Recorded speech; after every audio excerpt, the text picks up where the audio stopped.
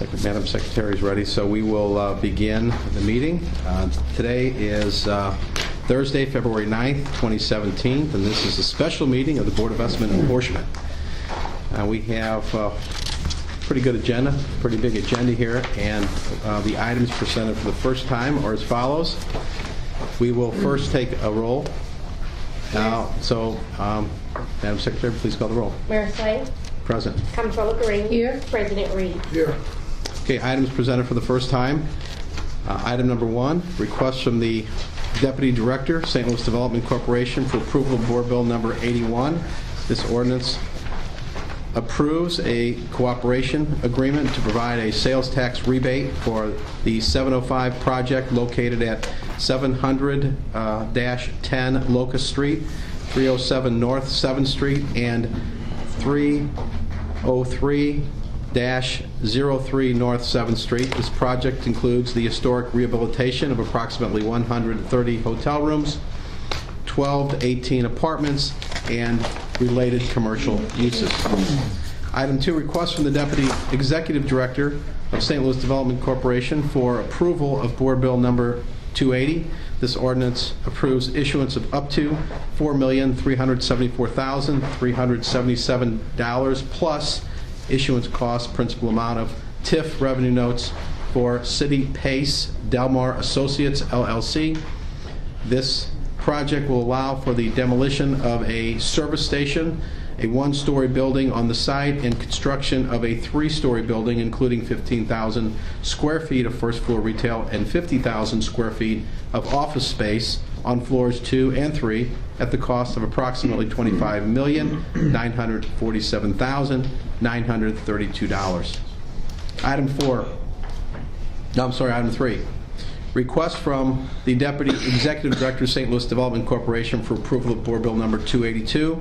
This ordinance authorizes execution of the amendment and related agreement incorporating all prior amendments into one document, adjusting RPA boundaries to accommodate the hotel and updating various other aspects of the project. Item 4, request from the Deputy Executive Director of St. Louis Development Corporation for approval of Board Bill number 283. This ordinance authorizes a third supplemental trust indenture that adjusts RPA boundaries to accommodate the hotel and pledges certain taxes from the hotel to improve coverage for existing TIF obligations. Item 5, request from the Deputy Executive Director, St. Louis Development Corporation for approval of Board Bill number 284. This ordinance is for the issuance of up to $12.2 million plus issuance cost, principal amount of TIF revenue notes for the St. Louis Innovation District. The Series A and Series B notes are for the RPA 5 project and construction of a new tech lab building. Item 6, request from the Deputy Executive Director, St. Louis Development Corporation for approval of Board Bill number 299. This ordinance is for issuance of up to $20 million plus issuance costs, principal amount of TIF revenue notes for Altera Jefferson Arms LLC. This project will allow for the renovation of 520,000 square feet of the Jefferson Hotel with basement parking, 19,600 square feet of retail space, 200 hotel rooms, and 240 apartments at the cost of approximately $103.7 million. Item number 7, request from the Deputy Controller for Finance and Development for approval of Board Bill number 247. This ordinance refunds approximately $5.2 million in St. Louis Municipal Finance Corporation leasehold revenue bonds originally issued as Justice Center Series 2005. This is a current refunding with a direct purchase placement. Item 8, request from the Deputy Controller for Finance and Development for approval of Board Bill number 248. This ordinance refunds approximately $23.3 million in St. Louis Municipal Finance Corporation leasehold revenue bonds originally issued as Convention Center Series 2009B. This refunding would be an advance refunding as a negotiated public offering. Item 9, request from the Deputy Controller for Finance and Development for approval of Board Bill number 249. This ordinance refunds approximately $43 million in St. Louis Municipal Finance Corporation leasehold revenue bonds originally issued as Police Department Series 2007 and Juvenile Detention Center Series 2008B. This refunding would be an advanced refunding placed as a negotiated public offering. Item 10, request from the Deputy Controller for Finance and Development for approval of Board Bill Number 250. This ordinance refunds approximately $11 million in Industrial Development Authority TIF revenue bonds, Series 2006, the Loughborough Commons redevelopment project. This refunding would be a negotiated private placement.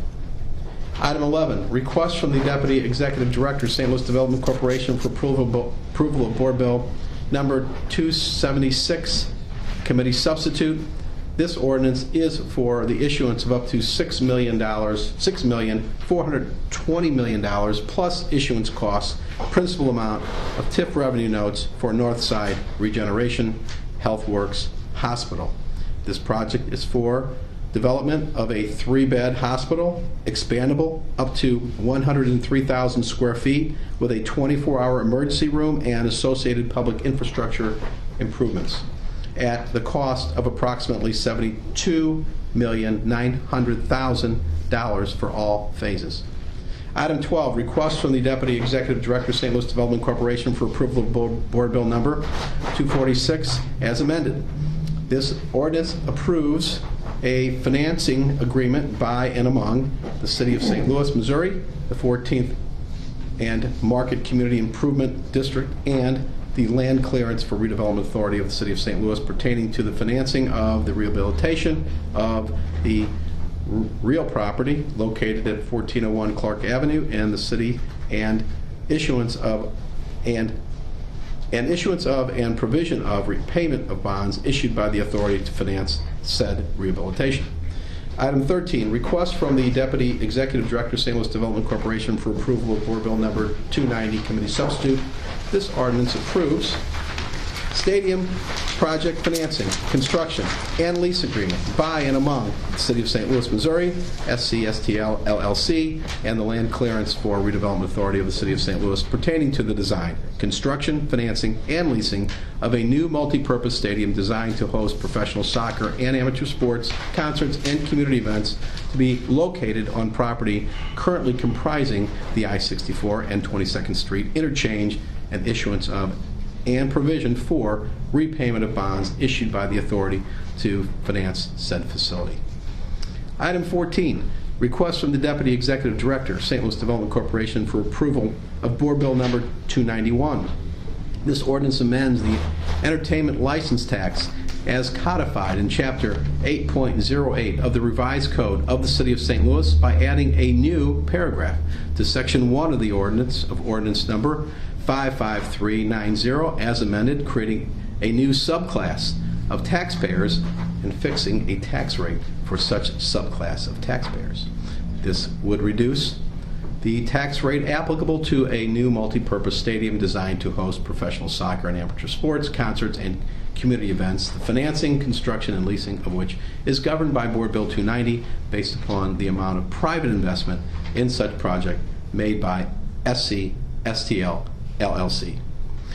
Item 15, request from the Controller's Office for approval of contracts and leases for various city departments is listed on Exhibit A. Item 16, request from the Controller's Office for approval to assert and acknowledge the importance to safeguard and protect the credit of the City of St. Louis pursuant to the Charter of the City of St. Louis, Article 15, Section 2, and notwithstanding anything to the contrary, given the nature of the city's fiscal issues in fiscal year 2016-17, the current oversight of the city's credit, its recent change, the current economic times, the volume and velocity of the current redevelopment projects, be it resolved by the Board of Apportionment that the Comptroller is given direction in the financing of current development projects to take the necessary actions to presence the city's credit. Item 17, request from the Commissioner of Streets, Department of Streets, for approval of Board Bill Number 303. This ordinance pertains to the St. Louis Works ordinance and the expenditure of $5,400,000 that is collected through a half-cent utility tax, which will be amended. These monies will be spent on labor and materials for infrastructure improvements throughout the 28 wards. That's the items presented for the first time. I do know we have at least one correction. Any addition, if we have any other corrections, additions, or deletions at this point? I'd like to see if we can hold item number 6 over. Okay. We'll take that up separately, you're talking about? Yeah, or you could take it off the agenda and hold it over for next week's E&A. We have another E&A coming up. Okay, so, so we'll, and there's going to be you've got an amendment. You want to, well, there's been I guess a misstatement here on one of the items. This is not it's not the half-cent utility tax. It is a utility tax. It's funded by utility tax and motor vehicle tax. So it's called, so it should read, instead of collected through a half-cent utility tax, it should say collected through the utility tax and motor vehicle tax. And what item is that? It is item number 17. The last one. Okay. So it should say, instead of, so I'll make a motion that we amend item number 17, line number 3 of item number 17, to state that, and the expenditure of $5,400,000 that is collected through, instead of a half-cent utility tax, it should say a utility tax and motor vehicle tax.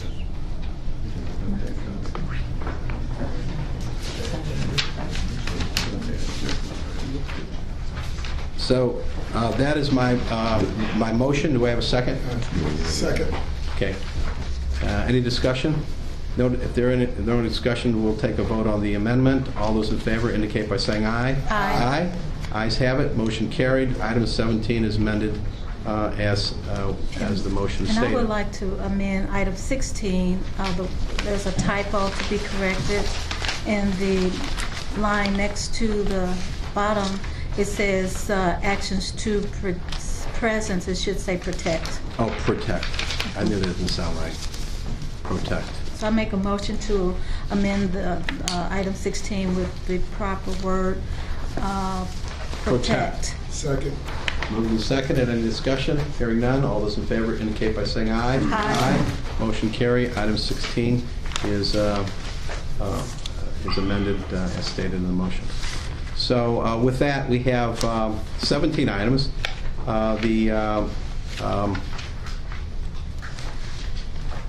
President has asked that we take out that we address number 6 separately, and Is there a motion? and I think we should accept we should take number 16 separately as well. So we don't need a motion to do that unless somebody objects to that. Oh, but then I would like to take items 1, 4, 14 We'll just, separate. okay, so 1, 4, 14, 12 and 13. So you want items 1, 4, 12, 13, 14. And then so we're going to take, let's so altogether it would be 1, 4, 6, 12, 13, 14, and 16 is taken separately. So that means, that leaves us with item 2, 3, 5, 7, 8, 9, 10, 11, 15, and 17. Do I have a motion relative to those? Move for approval of those items as printed. So we're talking, there's a motion to approve item 2, 3, 5, 7, 8, 9, 10, 11, 15, and 17 as printed, and as amended. Do I have a second? second. Moved and seconded. Any discussion? All in favor indicate by saying aye. Aye. Those items are approved unanimously. So now we'll take up item number 1. And do we have a motion relative to item number 1? Move for adoption of item number 1. Okay, it's moved, and I'll second that motion. Moved and seconded for item number 1. And any discussion?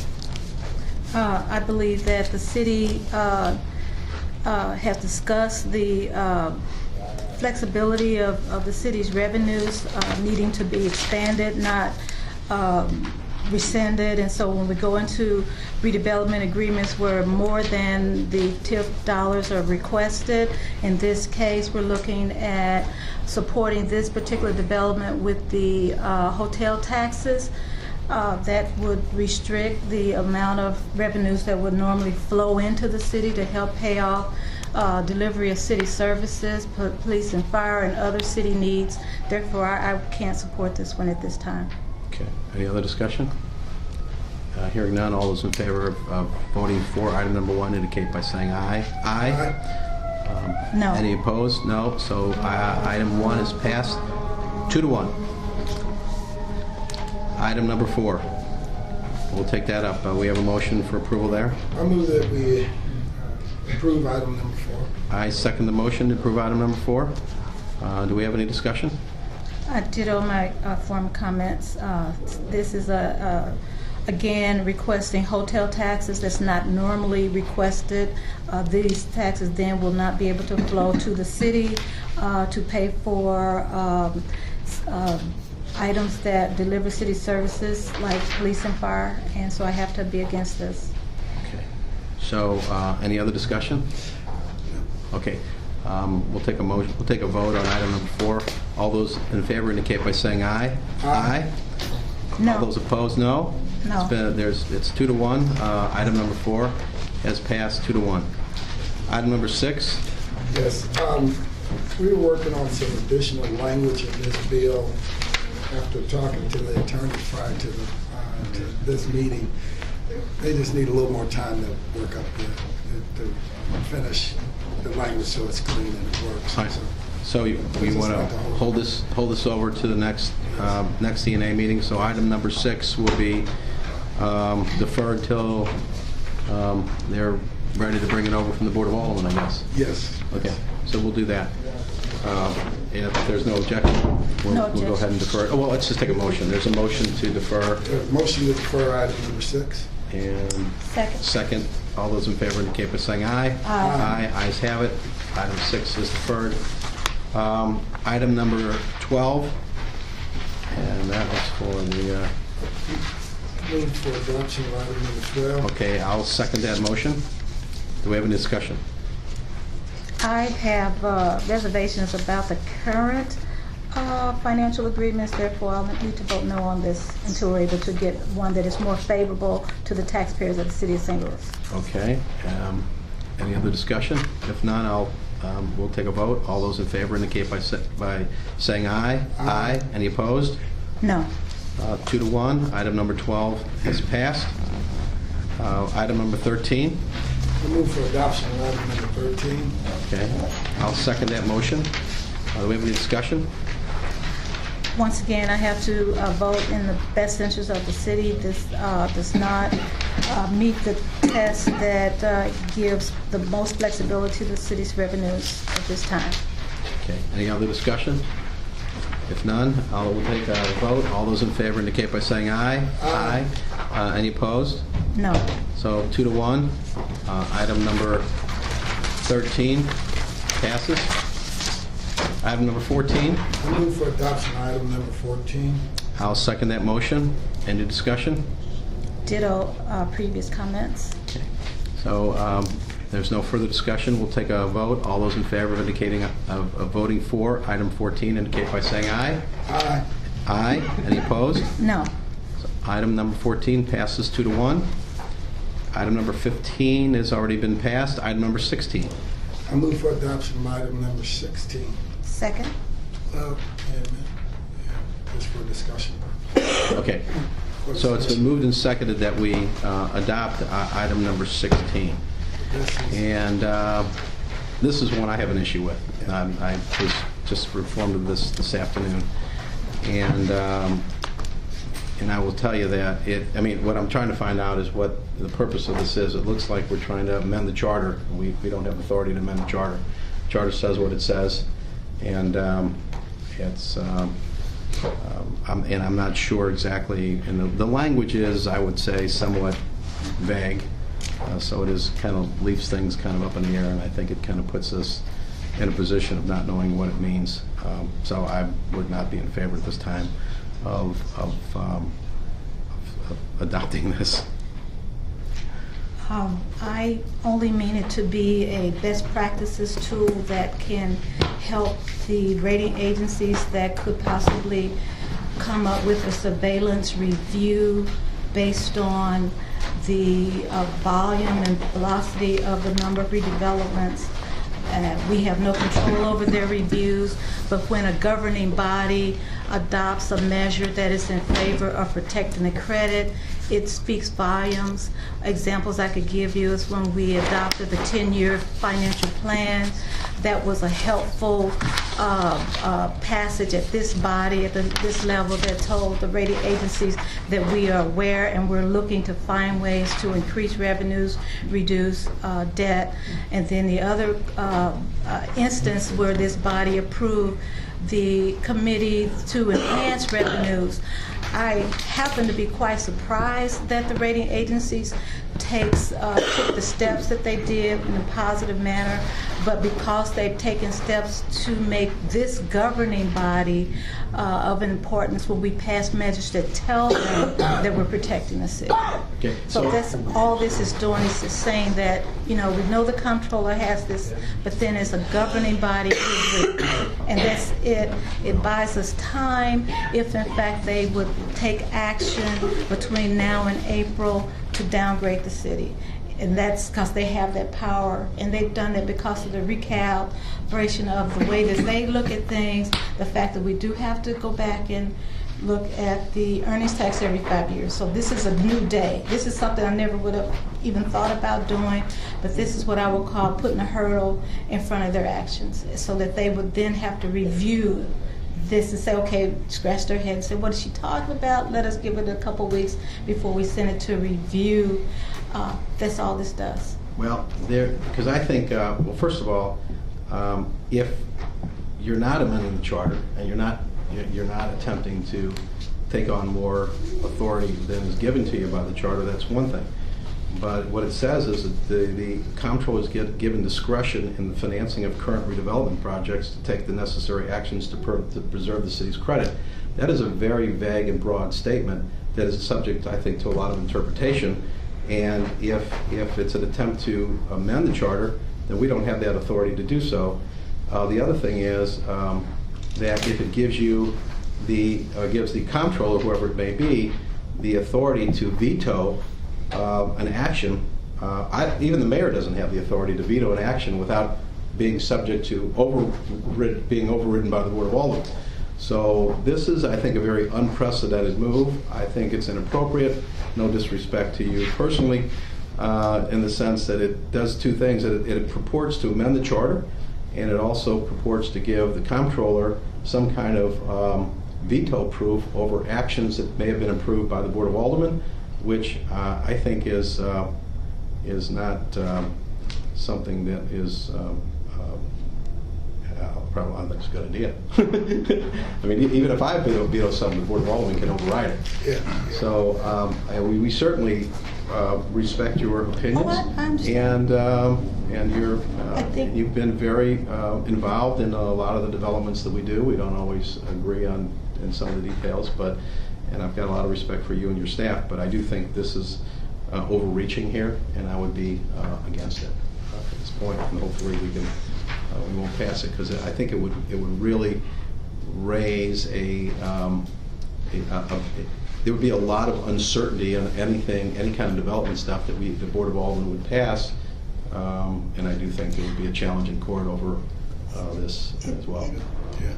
I can understand your thoughts, especially from a legal standpoint, being a lawyer, but as the comptroller who sits as an independent office holder and can go to court no matter what passes by the Board of Aldermen to protect the city's credit, which is what the charter gives me, that is something I would not want to do, but would have to do, and this body then would just be saying, oh yeah, you can't do that. Whoever has this seat does that, and so we haven't had examples of the velocity, the number of redevelopments in history of the 20 years that I've been here, to take taxpayers' dollars in ways that we have see here today at this particular special meeting. So I think a special meeting to use taxpayers' dollars in redevelopment ways should be met with a reaffirmation that we want to also protect the city's credit. And so that is what my purpose with this is just to reaffirm that we want to protect the city's credit as a body, not just as the controller, which the controller will do with or without either body, but the idea is that you guys would join the controller in this effort, and the letter only speaks to that because I don't have or shall request any, and can't do it at this body anyway. This is an appropriating body, but this appropriating body to an agency way off in New York somewhere, an agency, they look at it as important as, or if not more important than the Board of Aldermen. And it's so it's been proven with other two things that have been passed by this body that it's important to the rating agencies. It's the reason I bring it up. Not to usurp any more power than I already have, which is, you can't do that. Well, right? I think that it could certainly be interpreted in that way, and I'm not suggesting that was your intention here, but I'm looking at the charter right now, and it does say it says it addresses this issue very specifically. It says that the comptroller shall preserve the credit of the city, and for that purpose, or in case of any extraordinary emergency of any kind, he may, of course, the masculine, back in 1914, this has been the charter provision. We already have, of course, an unusual form of government with Board of Estimate and Apportionment to start with, but it is what it is.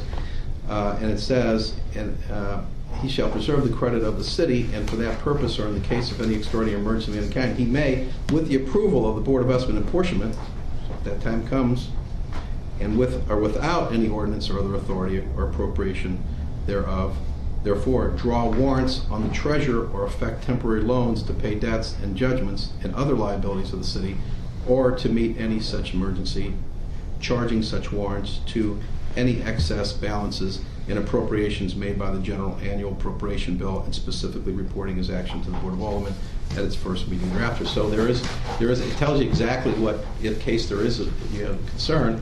This seems to broaden it to give the comptroller, I think somebody can argue it, I don't agree that's what it would say, but it could be argued as a veto power over things that the Board of Aldermen are doing without any effort, not an ability of the Board of Aldermen to override a veto.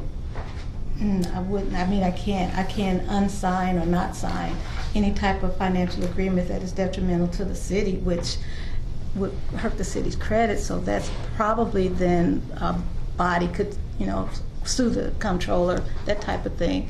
But in that case, then we would not want to waste time in the court if we could work out any type of financial arrangements that's in the best interest of the city before going to court. So that's how I look at it, because I could be made to sign something that is detrimental to the city through court, which, and it would not only waste the time of the city, but also the developer. But that's where, like I said, I'm standing in the balance. And in order to, for example, I look at Scottrade as a complex, and over there we have two open debt services where money from the general fund goes there to pay off for what was then Kill Partners, and then secondly we have the Peabody.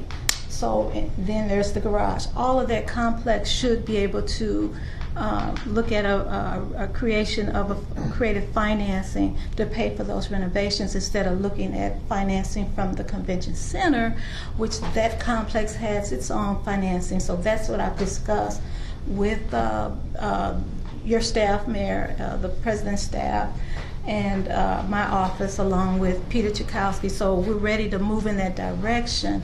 But and then of course the documents right now don't say that. So if there's legislation that the board is willing to pass, which they told me that, 8th Ward Alderman plus President, they're ready to do that, then that gives me the discretion to work with them and keep moving, blah, blah, blah. And so that's all I'm seeking, really, is not to change the world or anything like that. I'm Good. just not doing that. Well, then we're going to disagree on the interpretation. Okay. And I'm not going to argue with you on your intent. I think this is inappropriate, and I will be going against it if Okay.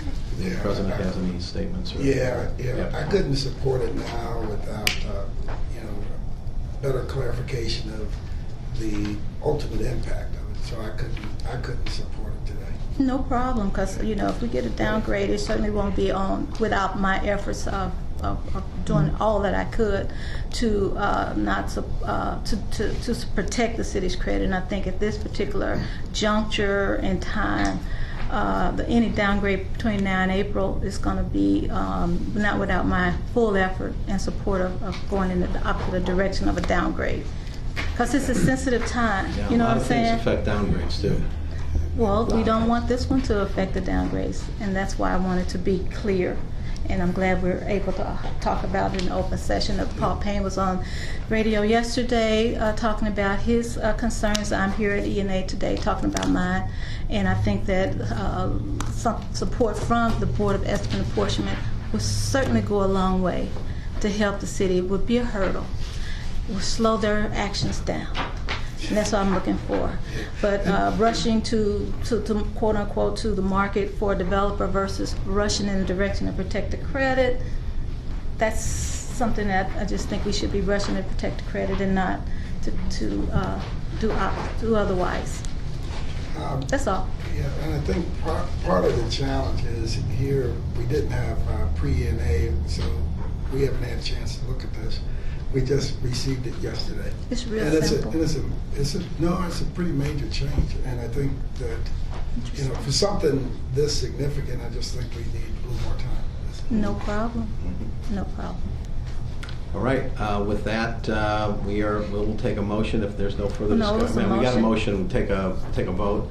All those in favor of approving item number 16? Aye. Say aye. There's one aye. Any opposed?